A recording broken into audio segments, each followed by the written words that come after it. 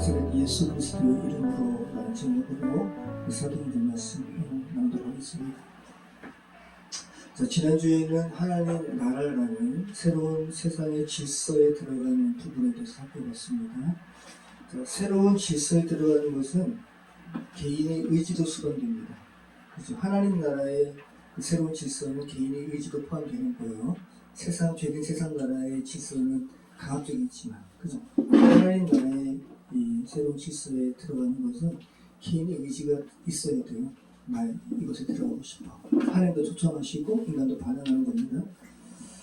자, 그리고 지난주 말씀에 그 하나님 나라라는 새로운 질서로 들어간 이들이 어떤 것을 집요하게 계속했던 것을 누가가 기록했습니다. 그죠? 세 가지였는데, 첫째는 사도들의 가르침을 받는데 몰두했습니다. 그래서 디다케라고 했습니다. 그러니까 하나님 나라에 대하여 배우는데 몰두했다는 거예요. 왜냐하면 듣도 보도 못한 그 질서거든요. 와, 이런 나라가 있네. 그러면서 예수님께서 사도들에게 가르쳐 주시고 그 사도들을 통해서 또 이들도 배우는 거예요. 하나님 나라에 대해서. 두 번째는 성찬과 식사를 겸한 사람들과의 교제에 몰두했습니다. 그러니까 하나됨에 몰두한 거예요. 하나님 안에서 형제라 그러잖아요. 베드로가 형제라 그러거든요. 다 이제 형제 자매가 된 겁니다. 하나됨을 몰두했습니다. 하나됨에 사랑의 공동체에 몰두했습니다.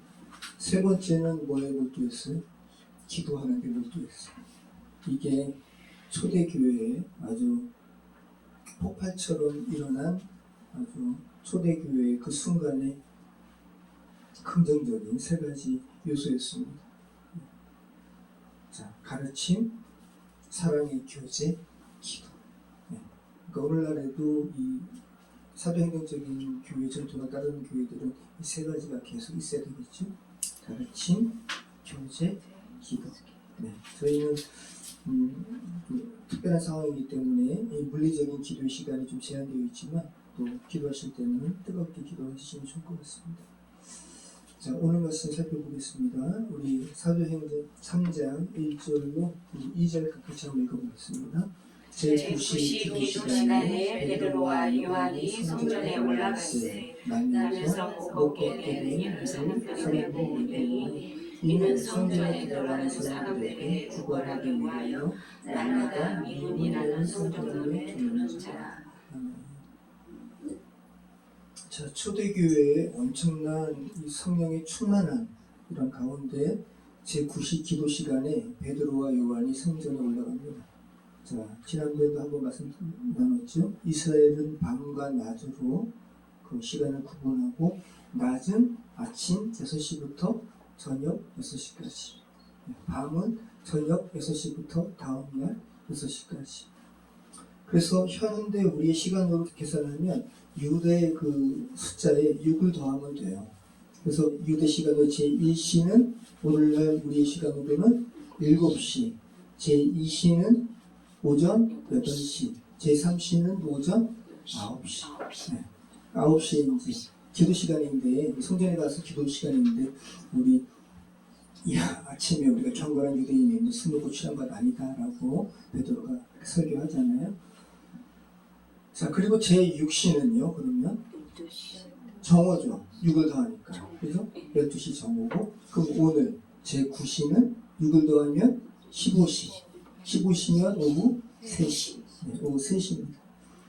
자, 그래서 지금 유대인들이 제3시, 제6시, 제9시 이렇게 하루 3번 기도하러 올라가는 시간이기 때문에 베드로와 요한도 유대교의 전통을 따라 지금 올라가는 거예요. 그런데 태어나면서부터 못 걷게 된 일을 안전병이라고 해야 될까요? 이를 사람들이 메고 옵니다. 누가가 이유도 설명하죠. 왜 메고 와요? 성전에 들어가는 사람들에게 구걸하기 위하여. 왜? 성전에 많은 사람들이 들어가니까 이 사람은 나면서 못 걷게 됐으니까 생계 유지를 다른 것으로 할 수가 없는 거예요. 그래서 구걸하는 거예요. 자, 그런데 그 성전 문의 이름이 하필이면 아름다운 문, 뷰티풀 게이트, 미문이라는 거예요. 미문에 정말 구걸하는 사람이니까 참 그래서 시각적으로도 대비가 되잖아요. 그래서 이 미문이 어떤 문이냐 대해서 여러 설들이 많은데 어떤 학자는 성전 동편에 동문이라고 이야기하는 사람도 있어요. 이건 수산문이라고 그러거든요. 동쪽에 페르시아가 있잖아요. 페르시아의 수도가 수산이에요. 근데 유대인들에게 있어서 페르시아는 좋은 나라일까요? 나쁜 나라일까요? 좋은 나라예요. 그죠? 바벨론에 의해서 포로되었던 유대인들을 페르시아의 고레스는 다시 고레스 침략으로 인해서 귀환시켰잖아요. 좋은 나라고 고마운 나라예요. 그래서 동쪽으로 쭉 가면 페르시아가 있기 때문에 수도 이름을 따라서 수산문이라고, 동문이라고. 자, 이 동문이라고 하는 사람도 있고, 그런데 동문은 아니에요. 왜냐하면 동문 바깥쪽은 골짜기거든요. 감난산과 이 성전산 사이의 골짜기예요. 그래서 동문은 아닐 확률이 많고, 또 어떤 분들은 니가노르문이라고 이야기하는 사람도 있어요. 니가노르문은 유다의 독립운동 때, 마카비 운동 때 니가노르라는 이 적장을 유다가 그 니가노르문에 이 적장에 손을 박아버렸다는 거죠. 그래서 니가노르라는 문으로 이렇게 불려지기도 하는데 이 니가노르문이 그렇게 화려했다 그래요. 고린도산에 그 황동으로 만들고 은과 금으로 장식을 해가지고 너무나 아름다운 문이라 그래요. 그래서 이 문일 것이다 라고 이야기하는 게 요세푸스라는 역사가가 그렇게 기록을 해요. 그래서 니가노르 문이라고 이야기하는 사람도 있는데, 그런데 또 어떤 학설은 남쪽 문 중에 하나라고 이야기하는 사람이 있습니다. 근데 저도 남쪽 문 중에 하나일 것 같아요. 우리 잠시 한번 좀 보시죠. 이게 이제 남문이죠. 이게 감난산이고, 여기 이제 이게 이제 수산문이 여기 있다고 얘기하잖아요. 요 뒤쪽으로는 이제 계곡이니까 여기 있을 리가 없죠. 사람들이 이쪽으로 많이, 여러분 사람들이 다 여기 부천이고 가난한 사람들이 이쪽에 사는데 사람들이 이쪽에 많이 모이겠어요? 아니면 이 주변에 많이 모이겠어요? 당연히 이쪽이죠. 그죠? 네. 이게 동쪽, 이게 서쪽, 남쪽, 북쪽. 네. 그리고 여기가 이제 성소니까. 자, 여기에 수산문, 동문이 있고 남문에 문이 두 개가 있습니다. 더블 게이트라고 하는 곳, 그리고 여기에 또 트리플 게이트라고 하는 곳은 여기는 제사장들이 들어가는 문이라고 그러고, 여기 더블 게이트가 평민들이 많이 들어가는 문이라고 그래요. 그래서 일반적으로 여기 평민들이 이쪽으로 많이 들어가기 때문에 부잣집 사람들은 이쪽에 여기 서쪽에 문이 4개가 있거든요. 이쪽에 이 중에 한 문으로 들어가거든요. 부잣집 사람들은. 그래서 이쪽에 아마 거린을 이쪽에 두고 그랬을 것이다. 그리고 예수님이라든지 그 예수님의 제자들도 평민들이잖아요. 이쪽 문을 통해서 일로 들어갔다고 여러분이 여기시면 되겠죠. 그럼 예수님도 여기 감난산에서 여기 이쪽에 겟세마네에서 기도하시고 감난산에 계시다가 낮에는 성전으로 들어가시잖아요. 일로 들어간 게 아니죠. 네, 이렇게 오셔가지고 이쪽으로 들어가신 거죠. 그리고 여기에 솔로몬 행각이 있고, 그렇게 여러분 이해하시면 좋을 것 같아요. 그리고 위에서 바라본 거. 자, 그 다음에 여기 더블 게이트 여기죠. 여기 이렇게.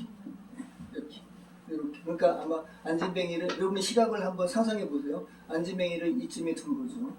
그리고 베드로와 요한이 기도하러 올라가신 거예요. 여기에 수산문, 동쪽. 여기에 더블 게이트. 여기. 네, 여기 감난산, 겟세마네 이쯤에 있고. 여기 문 2개 있죠? 이렇게. 그죠? 그리고 여기는 이쪽이 지금 부잣집 동네예요. 이쪽이 가난한 동네이고 볼 수가 없는 거죠. 여기가 지금 원래 골짜기이기 때문에 아치 육교로 만든 거거든요. 부잣집 사람들이 이렇게 지나가는 곳인데 걸어맹이가 여기 있진 않았을 거예요. 가난한 쪽에 출입구. 자, 이제 좀 감이 좀 오시죠, 그죠? 이렇게 입체적으로도 한번 상상을 한번 해보시면, 그리고 아마 오순절 성령 강림절에 베드로 설교도 이쪽에서 베드로가 설교하고 이쪽에 사람들이 많이 모였을 것으로, 그죠? 상상이 되시잖아요. 자, 그럼 여러분 한번 나면서 안진뱅이 된 자의 심정으로 한번 여러분이 들어가 보시죠. 나면서 안진뱅이 된 자의 심정은 어떨까? 자라면서 어떤 사고로 인해서 불구가 된 사람이 아니라 나면서 다리를 펼 수 없고 앉아 지내야 했던 사람의 마음은 우리가 어떻게 체감할 수 있을까? 여기 사도행전 4장 22절 말씀 보면 이 사람이 나이도 어리게 되거든요. 40여 세가 되었어요. 40여 세. 여러분 당시에 유대의 평민이 평균 나이가 40세, 50세라 그래요.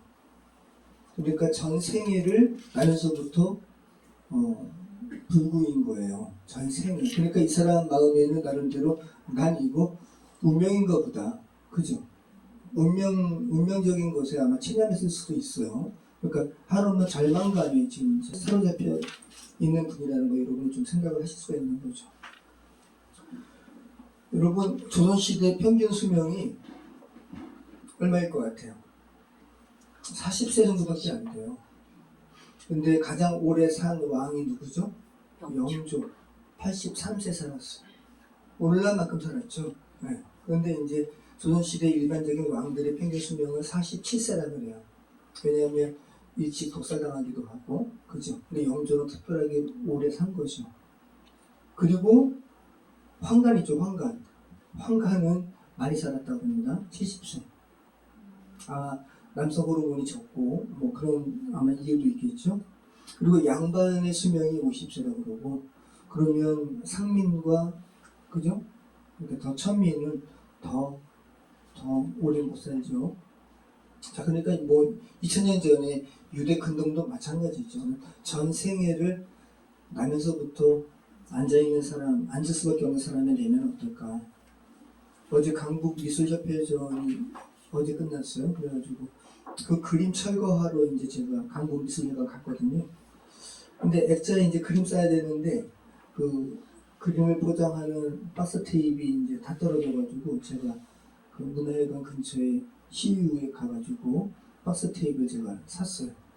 2개 사가지고 오는데 그 장애인 돌봄 케어 그 봉고차가 하나 있고 아마 장애인 이렇게 내려드리는 모양인 거야. 근데 그 봉사자가 너무 착하더라고요. 진짜 목소리도 착해요. 그리고 정말 배려하는 게 느껴져요.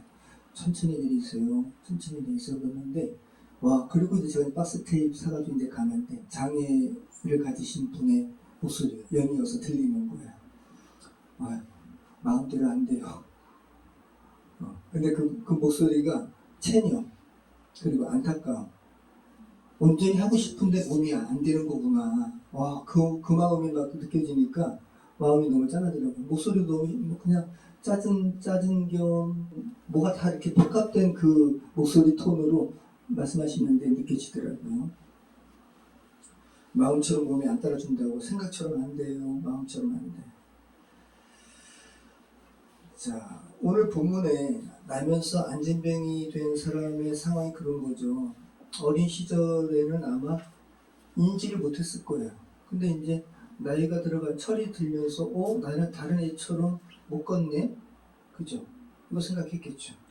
그러면서 이 사람의 꿈도 점점 없어졌을 거예요. 제일 처음에는 나 뭐 되고 싶어. 오늘날처럼 이야기한다면 나 학자 될 거야? 나 군인 될 거야? 이러다가 나중에는 이제 체념하는 거죠. 나는 안 되는구나. 그리고 이 사람의 이름도 안 나와요. 그죠? 이름이 뭐예요? 없어요. 구걸하는 사람. 얼마나 마음이 아플까. 그거 한번 생각해 보시기 바랍니다. 이제 아프다는 마음도 아마 없을 거예요. 그냥 나는 그냥. 근데 하나님은 이 사람의 이름을 아셨겠죠? 자, 그때 3절 말씀 같이 한번 읽어보겠습니다. 그가 베드로와 요한이 성전에 들어가는 함을 보고 구걸하니 베드로가 요한과 더불어 주목하여 이르되 우리를 보라니. 네. 어떤 사본에서는 사본이 이제 여러 개가 있으니까 단순히 보는 게 아니라 베드로와 요한이 이 사람을 다정하게 쳐다봤다라고 이렇게 그 단어를 사용한 그런 사본도 있습니다. 자, 오늘 본문에 우리가 이제 다 읽어봤잖아요. 오늘 본문에 이 나면서 안진병이 된 사람이 일어나 걷게 되고 뛰게 되고 하나님을 찬송하게 된 이 놀라운 사건은 이 놀라운 사건의 시작은 베드로가 요한과 더불어 이 사람을 주목하면서 봤을 때부터 시작했어요. 그죠? 자, 지금 베드로와 요한이 이 사람 처음 봤을까요? 아니죠. 이 사람 나면서부터 안전병이 되었고 아마 굉장히 어린 시절부터 구걸하러 사람들이 이 성전 미문에 데려다 놓았을 거예요. 베드로와 요한은 이 사람 예전부터 봤을 거예요. 근데 오늘은 주목하는 거예요. 아마 말을 걸었을 수도 있고 예전에, 그리고 아마 동전 몇 입 줬을 수도 있어요. 근데 오늘은 주목하는 거예요. 자, 오늘 본문에서 베드로와 요한은 오순절 성령 강림 사건 이전의 사람들과는 전혀 다른 사람이 되었어요. 이 둘의 관계는 원래 친하기도 하지만 수제자니까 예수님의, 그런데 경쟁 관계이기도 해요. 근데 오늘 베드로와 요한이 인간적으로도 지금 성숙했음을 우리가 알게 되는 것은 베드로가 요한을 인정해요. 예전에 그 경쟁심이 있는 베드로였으면 자기 안에 예수의 이름에 권능이 있고, 그런데 이제 인격적으로 성숙이 안 된 상태였으면 내가 좀 뭐 좀 해봐야지 하면서 나를 보라 그랬을 거예요. 그죠? 근데 지금 나를 보라라고 하지 않고 요한을 인정하죠? 우리를 보라. 그리고 요한도 그 전에는 막 베드로를 생각하면서 예수님께 여쭤보잖아요. 이 사람은 어떻게 됩니까? 그랬더니 이 사람 왜 신이었으냐? 그죠? 부활하신 예수님께서 그렇게 말씀하시잖아요. 부활하신 예수님을 봤음에도 불구하고 요한은 베드로를 의식한 사람이에요. 그런데 오순절 성령 강림 사건 이후에 오늘 요한과 베드로 함께 나오지만 요한은 아무 말도 안 하죠. 막 나름대로 자기도 막 사도적인 권위를 내세우면서 뭐라고 할 법도 한데 요한은 가만히 있어요. 여러 부분을 생각할 수 있게 되죠. 이제 이들은 하나예요. 베드로와 요한은 지금 하나고, 이제 이들은 단지 하나님의 통로일 뿐임을 이들은 이제 절감한 거예요. 자, 우리 5절, 6절 말씀 같이 한번 읽어보겠습니다. 그가 그들에게 무엇을 얻을까 하여 바라보고 베드로가 이르되 은과 금은 내게 없거니와 내게 있는 이것을 내게 주노니 나사렛 예수 그리스도의 이름으로 일어나 걸어라 하고. 그래서 오늘 3절부터 6절까지의 이 본다라는 이 동사가 세 가지가 있는데 다 달라요. 베드로가 요한과 더불어 주목하다. 이건 아테네조라는 거예요. 그러니까 주목해서 보는 거예요. 그리고 주목하여 그를 보고 이르되 우리를 보라 하니, 그래서 나면서 안진뱅이 사람의 입장에서 우리를 좀 쳐다봐라 라고 할 때는 블레포예요. 보라는 거죠. 그 말을 듣고 나면서 안진뱅이 된 자가 베드로와 요한을 무엇을 얻을까 하여 어떻게 해요? 바라보거늘. 여기에는 이제 에페코라는 말인데 머무르다라는 의미도 있어요. 시선이 머무르는 거예요.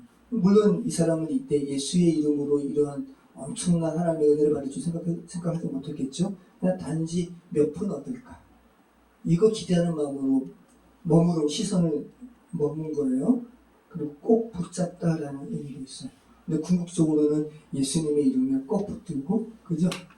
결과론적으로는 예수님께 뭘 얻을까, 지금 이제 기대하는 마음으로 머문 거죠, 시선이. 자, 안진뱅이 입장에서는 베드로가 그를 주목한 것이 얼마나 다행인 줄 몰라요. 그리고 베드로가 그냥 주목한 것이 아니라고 여러분 생각하시기 바라요. 베드로는 자기 안에 있는 것이 무엇인지 정확하게 알았습니다. 그리고 타인에게 무엇이 없는지도 정확하게 알았습니다. 자기에게 있는 것을 타인에게 준 거예요.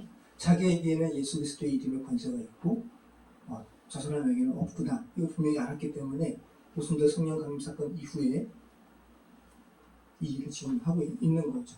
그리고 선포하는 거예요. 내가 나사렛 예수 그리스도의 이름으로 내게 명하노니 일어나 걸어라. 자, 우리 7절부터 10절 말씀 같이 한번 읽어보겠습니다. 오른손을 잡아 일으키니 발과 발목이 곧 힘으로 뛰어서서 걸으며 그들과 함께 성전으로 들어가면서 걷기도 하고 뛰기도 하며 하나님을 찬송하니 오직 모든 백성이 백성이 거룩한 걷는 것과 것과 하나님을 하나님을 찬송함을 찬송함을 보고 보고 그가 그가 본래 본래 성전 성전 미문에 미문에 앉아 앉아 구걸하는 구걸하던 사람인 사람인 줄 줄 알고 알고 그에게 그에게 일어난 일어난 일로 일로 인하여 인하여 심히 심히 놀랍게 놀랍게 여기며 여기며 놀라니라. 놀란다라는 말이 두 번이나 나오는 너무 놀라는 거죠. 이 사람 성전 미문에 앉아서 구걸하던 사람인데. 자, 여러분 오늘 본문은 하나님의 완전하신 능력에 대해서 이렇게 말씀하고 계시는데, 그죠? 죽음에서 생명으로 이렇게 살리시는 것도 하나님의 완전한 능력이고, 오늘 본문 보세요. 40년 동안 나면서 안전병이 된 사람이 일어섰어요. 근데 갑자기 걸어요. 바로 뛰어요. 이거 가능해요? 정상인도 여러분, 전 기부스 한 번도 안 해봤지만 다리 같은 경우. 근데 얘기 들어보면 한 달 동안만 기부스해도 거기가 얇아지고, 그죠? 바로 못 걸어요. 재활해야 돼요. 뛰려면 몇 달 재활해야 돼요. 근데 지금 이거 바로거든요. 그리고 이 사람은 나면서 안전병이기 때문에 걸음마는 해보지도 못했잖아요. 걷는 것도 여러분 배워야 되는 건데, 그죠? 이거 하나님께서 하나님의 완전하신 치유를 지금 완전하신 회복을 말씀하시는 거예요. 뛰어서서 발과 발목이, 이게 지금 헬라어로도 지금 굉장히 전문적인 용어로 쓴 겁니다. 누가가 왜? 의사이기 때문에. 그리고 신약에서 요 발과 발목이라는 단어가 여기만 나와요. 누가가 굉장히 치밀하게 쓰고 있는 거예요. 그리고 지금 이렇게 나면서 40년 동안 안전병이 된 사람이 일어서서 발과 발목에 힘을 얻고 일어서고 걷고 뛰고, 야, 내가 어떻게 걷지? 자기도 놀라는 거죠. 내가 어떻게 뛰지? 걷기도 하고 뛰기도 하면서 막 누리는 거 아니에요, 그죠? 그러면서 결론은 뭐죠? 하나님을 찬송하니, 그죠? 자, 그래서 오늘 이 나면서 안전병이 된 사람이 베드로의 이 예수 그리스도의 이름을 증거하면서 일어나 걸어라 이 명령으로 인해서 걷게 돼, 뛰게 돼. 그리고 결과적으로 하나님을 찬송하게 된 이 기적이 오순절 성령 강림 사건 이후에 첫 번째 기록된 기적이라는 거. 의미가 있겠죠? 그죠? 자, 물론 이 오순절 성령 강림 사건으로 인한 기적이 많았을 거예요. 그러니까 지난주에 살펴본 것처럼 사람들이 하나님을 뭐 했다고요? 두려워하고 경외하고, 그죠? 그리고 이기적인 죄된 속성을 가진 사람들이 서로 가진 것을 나누고 통용하고, 이거 다 기적이잖아요. 그죠? 기적이지만 아주 토골적인 이런 엄청난 기적으로 오늘 이 본문의 사건을 기록한 이유가 있다고. 여기에 죄된 세상 사람들이 어떻게 회복되고 주님께서 완전히 회복시키시는 것이 어떤 것이고, 그리고 그 궁극적인 결과까지 다 나와요. 하나님을 찬양하는 것으로. 그죠? 자, 안전병이는 세상에 어떤 사람도 겪을 수 있는 그 모든 사람의 그 절망 어린 상황을 다 이렇게 포괄하는 사람이에요. 극심한 절망까지 간 사람이라고요. 죽음이죠. 인간적인 한계를 완전하게 보여주는 사람. 그런데 그가 낫게 되었고, 그죠? 고침받자마자 뛰며 걸으며 하나님을 찬양하는 것은 하나님의 완전한 구원을 지금 말씀하고 있는 거죠. 자, 그리고 그가 하나님을 찬양하는 모습을 지금 누가가 기록하는 것은 모든 죄된 존재의 회복의 결국의 모습이 어떠해야 하는지를 지금 말씀하고 있는 거예요. 여러분, 피조물에게 있어서 하나님을 마음껏 찬양하고 마음껏 찬송하는 그 순간이 피조물에게 있어서 가장 영광스러운 순간이에요. 피조물이 뭐 하고 싶은 거, 다른 이기적인 것으로 뭐 하고 싶은 거 이룬 게 영광스러운 것이 아니라 피조물로서 자기를 지으신 하나님께 영광을 돌리는 게 가장 복된 순간이라고 합니다. 그럴 때 피조물은 자신의 삶의 존재 이유를 알게 돼요. 이사야 말씀에 여러분 하나님께서 말씀하시잖아요. 이 백성은 나를 찬송하기 위해서 내가 지었다. 이것이 하나님께서 백성을, 사람들을 로봇처럼 지어가지고 기계적으로 찬송하려고 지은 하나님의 이기적인 것을 말씀하시는 게 아니에요. 피조물에게 있어서 가장 행복하고 영광스러운 것은 하나님을 찬양하는 것이 피조물 자신에게 있어서도 가장 행복한 거예요. 여러분에게 있어서 가장 지금 행복한 순간 한번 되뇌어 보세요. 어떤 순간이 가장 행복해요? 저는 저의 죄가 사해졌다는 그 순간, 그걸 느끼고 하나님께 정말 이렇게 감사한 그 순간. 그리고 밖에 나갔거든요. 그러면 세상이 새로워져요. 네.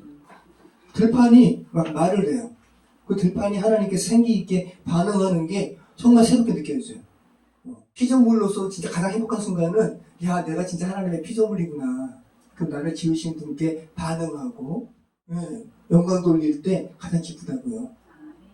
그거를 오늘 나면서 안전병이 된 자는 다 보여주고 있잖아요. 그래서 교회 회복으로 인한 첫 번째 기적으로 이것을 기록한 거예요. 이게 단순한 게 아니라고요.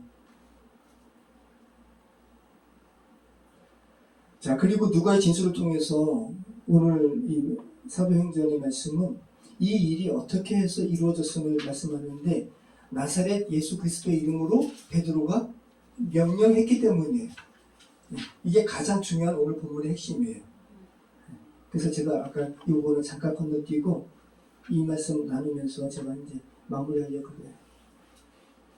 자, 여러분, 나사렛 예수 그리스도의 이름으로 내가 내게 명하노니 일어나 걸어라. 그죠?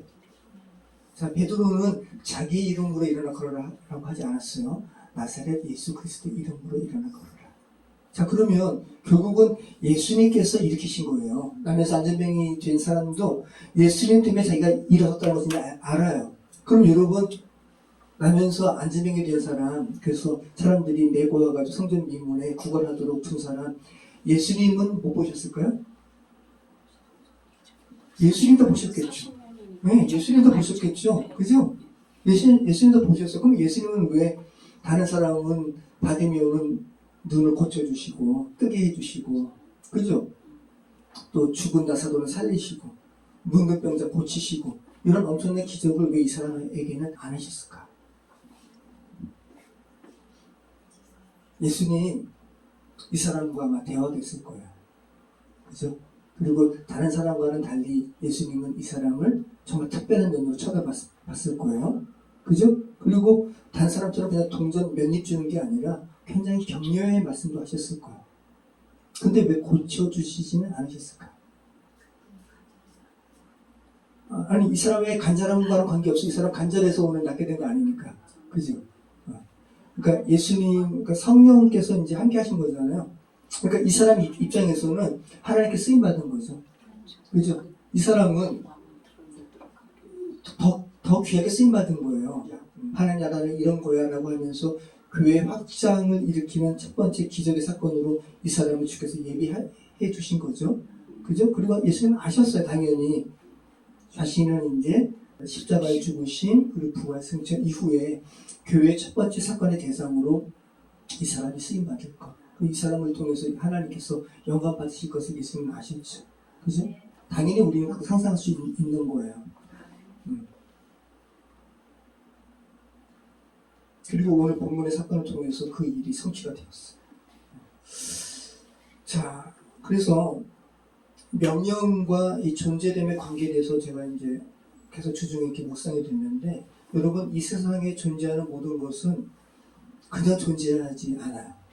주님께서 명령하셨기 때문에 존재해요. 여러분 보세요. 인간이 만든 결국은 이게 창조가 아니라 재창조잖아요. 주님께서 만드신 흙을 통해서 제가 재창조한 거니까, 제 안에 하나님께서 부여하신 창조성이 있으니까 제가 재창조한 건데, 근데 여러분 보세요. 이 컵 입장에서는 제가 이 컵을 빚는 순간순간이 제가 얘한테 명령하는 거예요. 그건 생각해 보세요. 그죠? 얘는 제가 흙을 말랑말랑 할 때 빚는 그 순간순간 자체가 제가 얘한테 명령하는 거라고요. 존재는 명령에 의해서 존재되는 거예요. 그럼 그 생각을 깊이 해보시기 바래요. 창조주와 피조물 간의 명령과 명령하심과 존재의 관계를 잘 생각해 보시기 바래요. 여러분, 욥에게 하나님께서 나타나시잖아요. 그렇죠? 그리고 뭐라 그러세요? 너 대장부처럼 허리를 이렇게 묶어야 돼요. 그래야 힘이 생기는 거죠. 여러분 혁띠 매는 게 그런 거예요. 그러니까 혁띠 묶고 허리를 묶고 내가 내게 질문한 것에 대답해봐. 그러면서 하나님께서 욥의 억울함에 대해서 나 너 억울함 알아. 이렇게 이런 말씀 안 하세요. 그죠? 너의 이 말도 안 되는 이 상황 내가 잘 안다? 라고 위로하지 않으세요. 그냥 창조 세계의 이치에 대해서 너 이거 알아? 리워야단의 이 엄청난 동물, 그리고 벳하만, 그 하마에 대해서 이야기하면서 창조 세계의 오묘함에 대해서 그냥 창조에 대해서 이야기하는 거예요. 이거 알아? 이거 알아? 이거 알아? 라고 할 때 욥이 어떻게 대답해요? 제가 지금까지 하나님에 대해서 귀로만 들었는데 이제 눈으로 봅니다. 대답을 못하는 거예요. 창조에 대해서. 그냥 하나님께서 창조에 대해서 딱 이야기하시면 피조물은 아무 말도 못하게 돼 있어요. 그냥 어떻게 설명할 거예요? 어떻게 이야기할 거예요? 정말 하나님의 창조의 역사하신 걸 제가 믿군요. 그럼 제게 있는 모든 것이 하나님의 손안에 있네요. 그리고 하나님은 선하신 분이시네요. 저의 이런 모든 억울함들 이러고 하나님 안에서 다 회복시킬 것이네요. 궁극적으로는. 이거 당연히 고백하는 거 아니에요. 그죠? 자, 그러면 베드로가 왜 하나님의 이름으로 엘로힘의 능력으로 내가 내게 명하노니 일어나 걸을지어다 라고 이야기하지 않고 나사렛 예수 그리스도의 이름으로 명하노니 일어나 걸을지어다 라고 예수님의 이름을 이야기할까요? 예수님께서 직접 말씀하셨어요. 하늘과 땅의 모든 권세를 내게 주셨으니. 그죠? 마태복음 28장 18절에서 말씀하시잖아요. 자, 그러면 베드로가 왜 하나님의 이름으로 엘로힘의 능력으로 내가 내게 명하노니 일어나 걸을지어다 라고 이야기하지 않고 나사렛 예수 그리스도의 이름으로 명하노니 일어나 걸을지어다 라고 예수님의 이름을 이야기할까요? 예수님께서 직접 말씀하셨어요. 하늘과 땅의 모든 권세를 내게 주셨으니. 그죠? 마태복음 28장 18절에서 말씀하시잖아요. 그러면서 너희는 모든 족속을 제자 삼고 성령과 아들과 아버지의 이름으로 세례를 주고 이렇게 말씀하시잖아요. 자, 땅과 하늘과 모든 권세를 하나님께서 예수님에게 주셨다고요. 그러니까 그리고 골로새서에서 바울이 이야기하죠. 그리스도로 말미암아 모든 것이 있게 되었다고. 그러니까 결국은 그리스도께서 창조주세요. 그러니까 피조물에게 있어서 권세 있는 이름은 누구예요? 예수 그리스도. 나사렛 예수 그리스도의 이름으로 명하노니 일어나 걸을지어다. 사도행전에서 베드로가 또 이야기하죠. 4장 12절에 다른 이로서는 구원을 받을 수 없나니 천하 사람 중에 구원을 받을 만한 다른 이름을 우리에게 주신 일이 없음이라 하였더라.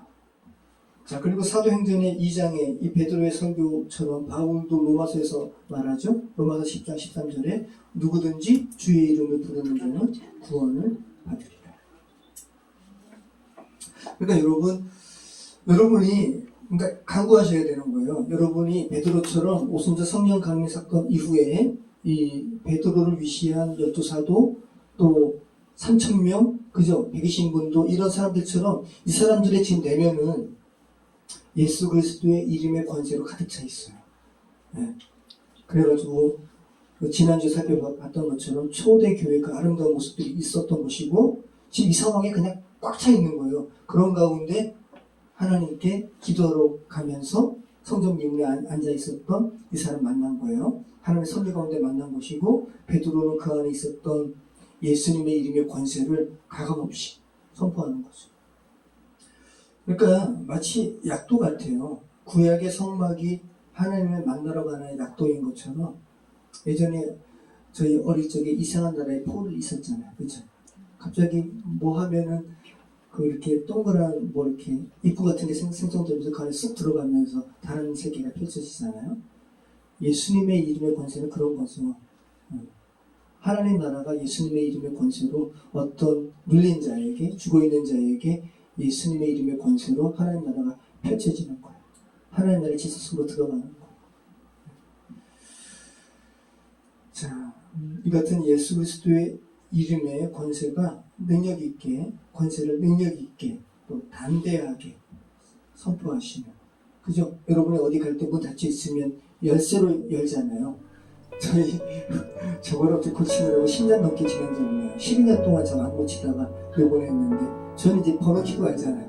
번호 키 누르면 열리잖아요. 그죠? 저로 인해서 죽은 사람들, 운명론에 갇혀 있는 사람들에게 예수 그리스도의 이름의 권세는 번호키 같은 거죠. 열려지는 거예요. 그래서 여러분 사용하시고 전하시는 저희 여러분 삶이 되었으면 좋겠습니다.